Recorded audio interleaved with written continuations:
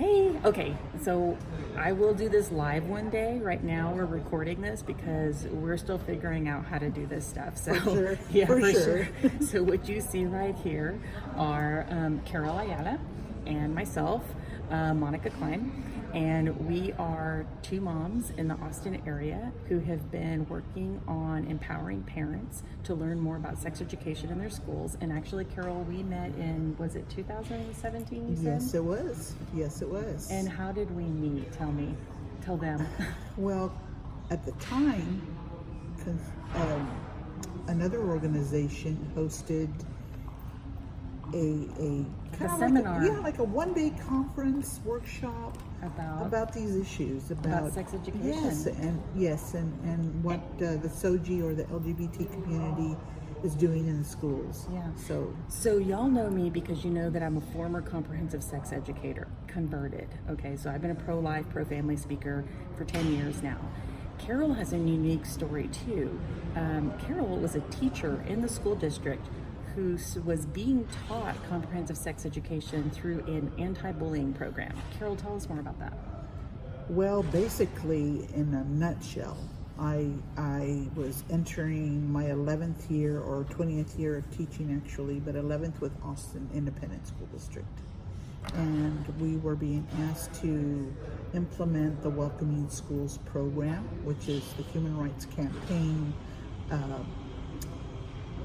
anti-bullying program. And basically what it does is it teaches it trains the teachers on how to accept and promote LGBT and transgenderism as a teacher, like accepting it and actually bringing you as an ally for that community, and so that you can share their materials and their ideology and their philosophy with students.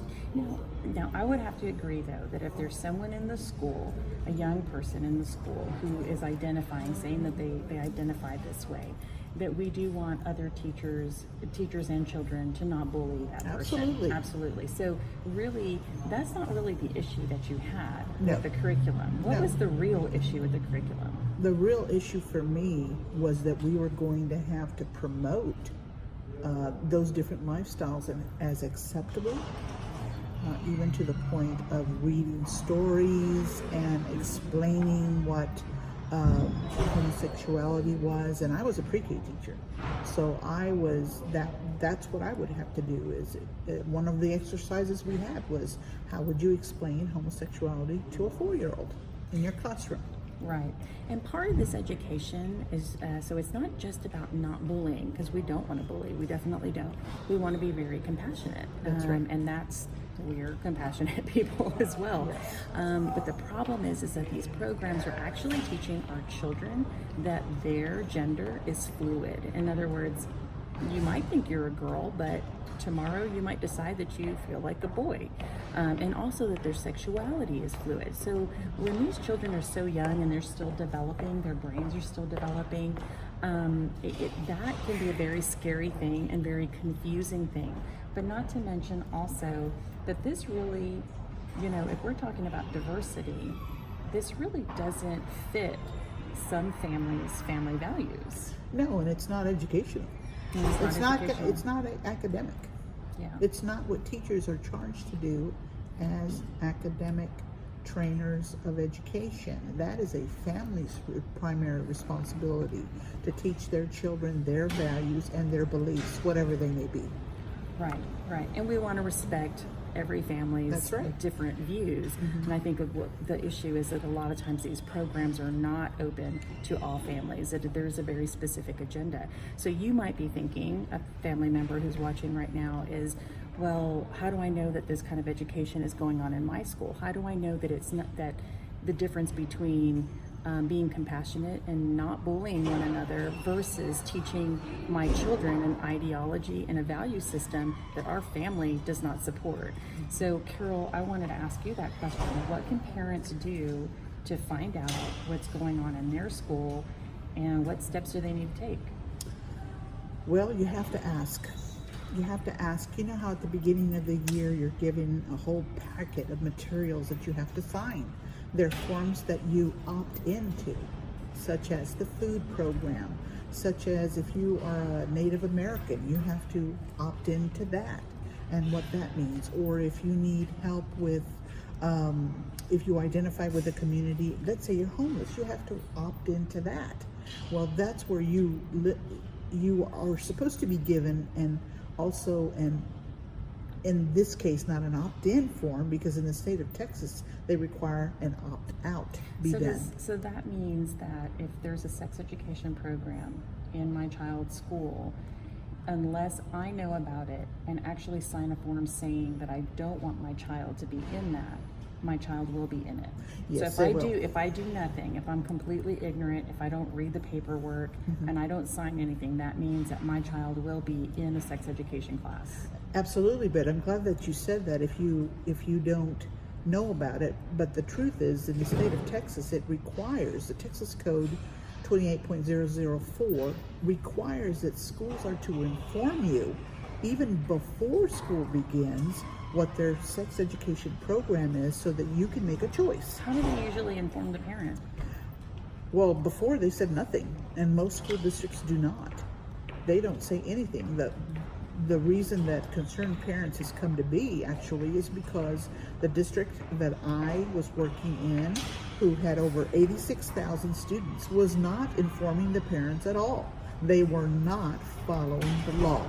So parents did not receive a form where they could say yes or no. Wow. Do you think that's still happening today? No, they are now, they don't do it before school starts. They don't follow all of the law to a T. But now, because of our activity and other concerned people, they are now giving that form at the beginning of, they're supposed to be giving it at the beginning of school. So it's in that whole packet of papers that the parent gets when the children come back from school. They come home with a big stack of papers to sign. Is it in there? It's supposed to be. We'll see. We'll see.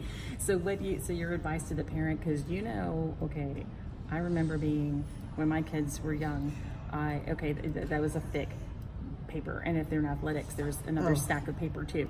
So that means you have to go through every single one of them. And Monica, think about it. You maybe have most people have more than one child. Oh yeah, I only had one. You're right. So you've got stacks. So we're compassionate to the parents. Listen, Yes. we understand Yes. that's a lot of paper, but please take the time to read over every single one of those and know what you're signing or not signing. Very, very important. If you have any questions, please ask. Who should they ask? They should ask their teacher. That is, as a teacher. Not the principal. No. Okay. Well, you always start with the teacher. Okay. And even if you had a complaint, or if you had an inquiry of any kind, they're always going to tell you, did you talk to the teacher? The teacher is the first point of contact for anything that you'd like to know about your child at school. And they will say, go back, talk to the teacher. I know myself, teaching for Austin ISD, I never sent home a phone. Not a phone. I never a form that was an opt-out form at all. Okay. I didn't even know as a teacher that those existed. So if you don't see your opt-out form, and if you don't sign the opt-out form, and you're a parent who wants to opt out your child from sex education or a program that is labeled anti-bullying but truly is actually teaching about sexuality, gender fluidity, which by the way is actually a theory. It's not proven by science whatsoever. So there's differences. So you need to know that any gender fluidity and sexuality fluidity is a theory. It has never been proven. It is not. There's no empirical data that supports it whatsoever. But many people hear it so often that they just believe it's true and that it's real and that it exists. But it hasn't been supported by science whatsoever. So anyway, so if you choose not to fill out the opt-out form, that means your child will be in that program. Right, and I do want to add something, that even if you decide that yes, you want your child to participate in the human sexuality program in your district, you need to keep in mind that it's not about the birds and the bees and biology like it used to be at one time.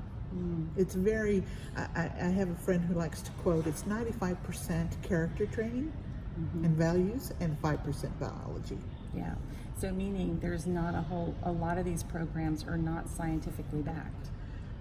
No, but they're not even about science. They're Right. about philosophy and ideology and what you think where this culture should be and where it should go. But I thought, and I believe, and it's just kind of an odd question, but I thought the parents taught the children about character and value. Is that right? Well, even the Family Code 150, the Texas Family Code says that moral, values, and religious training is a parent's responsibility. Right. Yes. Right.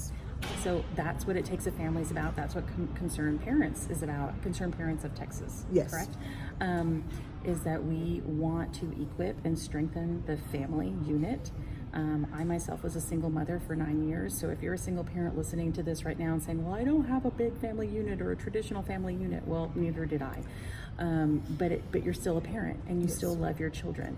And so I think you need to, as a single parent, or if you have a 2-parent home, you need to sit down and talk to each other about what are your values? What do you believe? What do you want to teach your children? And does that fit what the school is teaching? But of course, first you have to find out if the school's actually even teaching that. Yes, and I simply tell parents, you just, you check no matter how good sounding it is, and trust me, there's good stuff in there too.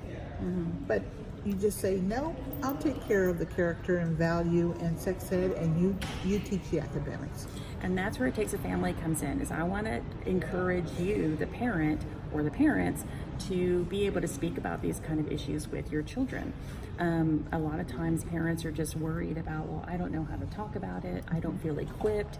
Well, believe me, it's not rocket science. I can teach you. I mean, I can bring in professionals as well. So if you don't feel equipped, know that there are resources and that your children are not going to be left without education. And we can do that too. If you go to our website at concernedparents.com and even our Facebook page, you can email us. We have resources, even to the point some of our resources are mainly biblical purity resources.